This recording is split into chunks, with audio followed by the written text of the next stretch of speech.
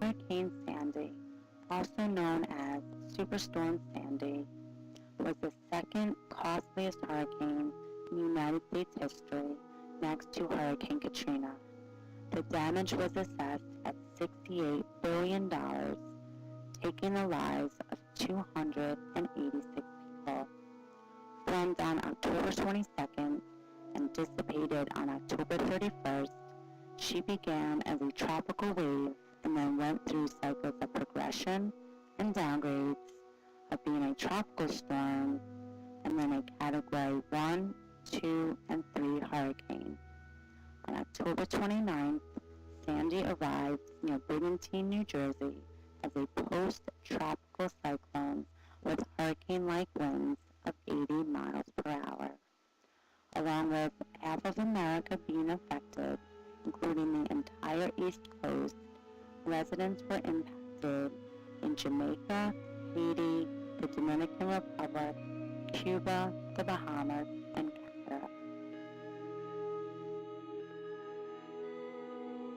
With weather forecasts predicting the intensity of the storm, preparations were being made by all, but most importantly at the governmental level.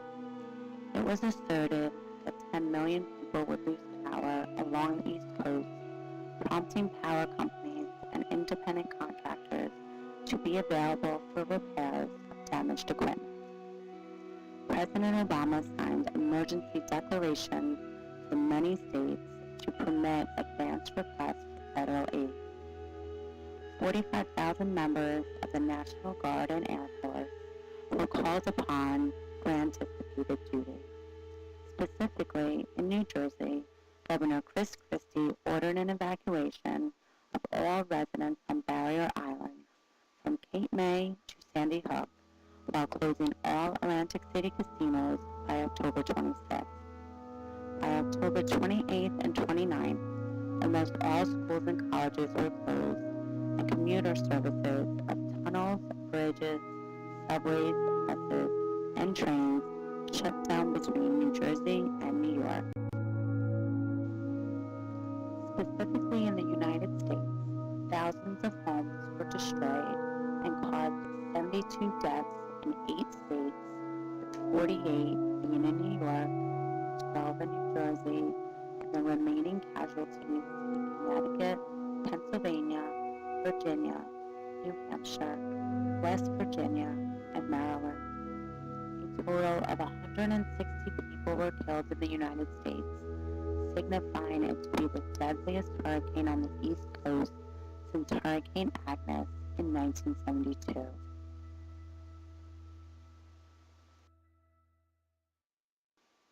By October 31st, over 6 million customers were still without power, containing the most in New Jersey, New York, Pennsylvania, and Connecticut. By November 2nd, the American Red Cross provided 4,000 disaster workers as nearly 7,000 people spent the night in emergency shelters across the region.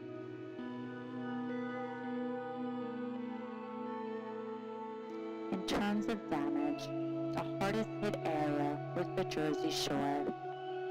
In addition to Atlantic City, the communities of Seaside Heights, Surf City, Union Beach, Seabright, Lavallette, Whitley Beach, Toms River, Long Beach Island, Point Pleasant Beach, Perth Amboy, and Belmar were all heavily shattered. Amusement parks, casinos, piers, and boardwalks were either ruined or completely destroyed. Thousands of homes were also swept away from their foundations or severely wrecked by the powerful waves of water coming ashore. Tremendous beach erosion only added to the level of devastation.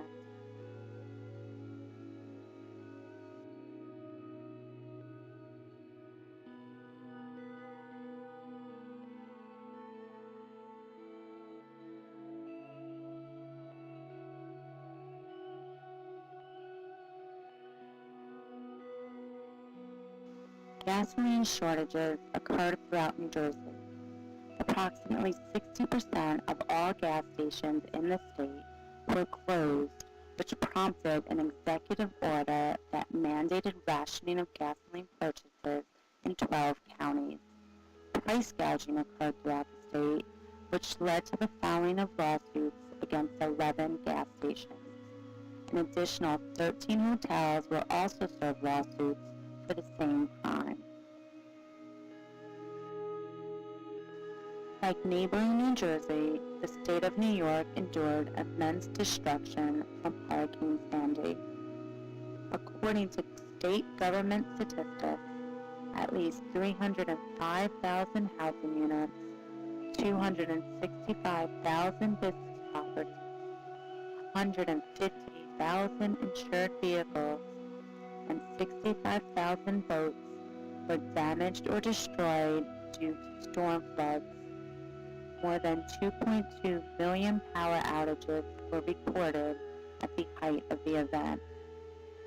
According to New York City's Metropolitan Transportation Authority, water flooded at least 2 major commuter tunnels and 8 subway tunnels under the East River.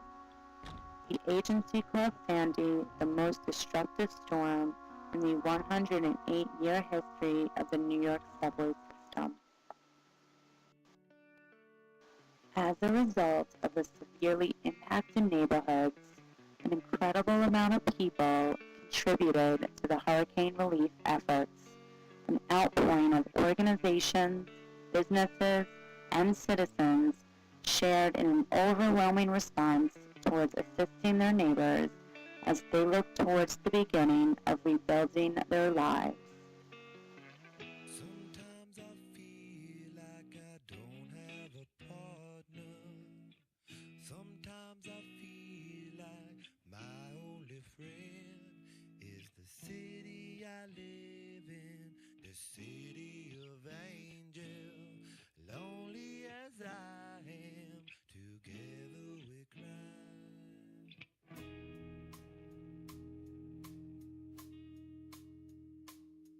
I drive on the street